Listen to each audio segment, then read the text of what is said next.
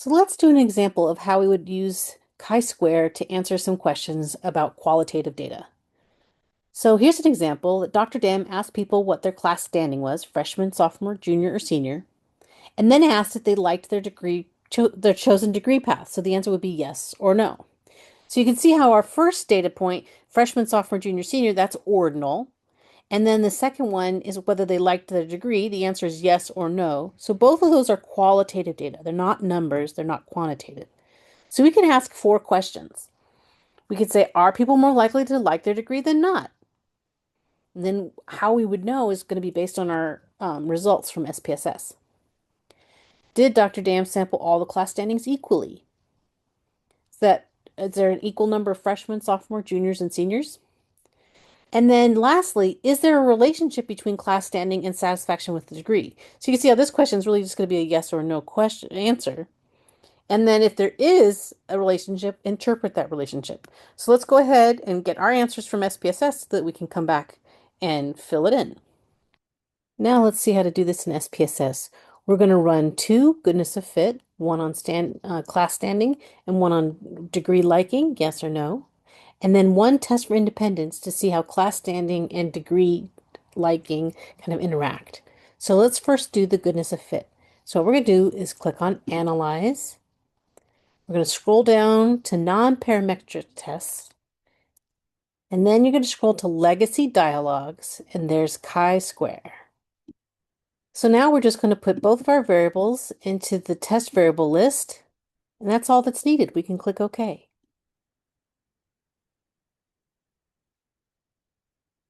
And so what we see here is the list of class standing and the list of degree liking.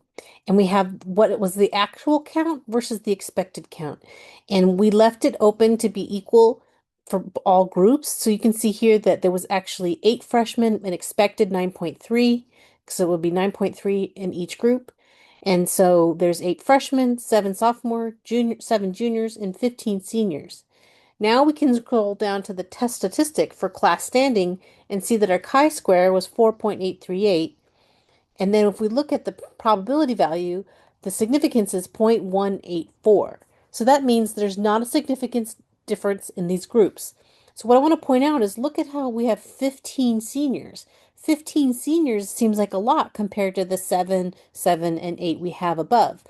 But what this test statistic is telling us is that this 15 is not significantly different from 9.3. So what it did is it tested the 7 versus 9.3, 7 versus 9.3, 8 versus 9.3, and 15 versus 9.3. And the difference between 15 and 9.3 was not enough to throw this into a significant result.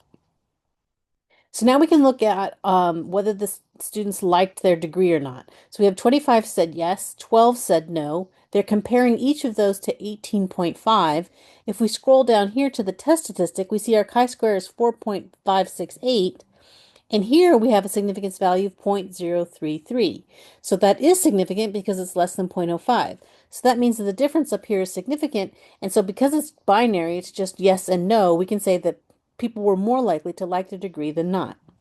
Now let's do the test for independence to see how liking of the degree differed by the various class standings. So for that, we're going to click on Analyze. Now we're going to go back to Descriptive Statistics, and we're going to scroll down to Crosstabs. And so now we're going to put one of our variables in the target list and the other in the columns. It actually doesn't matter which order you put it in. You can start playing around with it to see which way you prefer. It just is a table, and so we'll report the table as the rows versus columns. And we do want to tell it to give us the chi-square. So we're going to click on Statistics and click on chi-square. And then we click OK. So now what we have is another table, but see how it's the freshman, sophomore, junior, senior, and then it's broken up by whether they liked their degree or not. So now we have this cross tabulation, which gives us a breakdown. And so when they run the goodness of fit for how well our model fit the actual data, we can see our Pearson's chi-square is 7.969 and our significance value is 0.047. So that is just below that 0.05 cutoff, so it's significant. So we go back up to the table and we look at the patterns. So you can see how freshmen equally split between liking their degree and not liking their degree. Sophomores seems like a similar pattern. juniors very similar, but seniors were much more likely to like their degree than to not like their degree, kind of suggesting that once you become a senior, you're really married to your degree. And so that would be the pattern that we would want to report in our results. Okay, so now we have what we need to answer these four questions. So are people more likely to like their degree than not? The answer is yes. People are more likely to like their degree because the p-value we saw was 0.033, which is less than 0.05. Did Dr. Dam sample all class standings equally? Dr. Dam sampled all class standings equally. So the p-value was 0.184, which is not significant, so it was greater than our 0.05 cutoff. So that means there was not a significant difference in the number of people that were freshmen, sophomore, juniors, or seniors. Then the question, is there a relationship between class standing and satisfaction with degree? So we wanted to know how they interacted. So this is saying that class standing is related to liking of degree. There was the chi-square, 7.969, and the p-value was 0.047. So now we have to interpret the relationship that we saw. And so what we found is that while other class standings didn't appear to differ in the liking of the degree, seniors were much more likely to like their degree than not. Now we can do another example. Dr. Dam asked if people turned in their taxes on time and if they got an audit.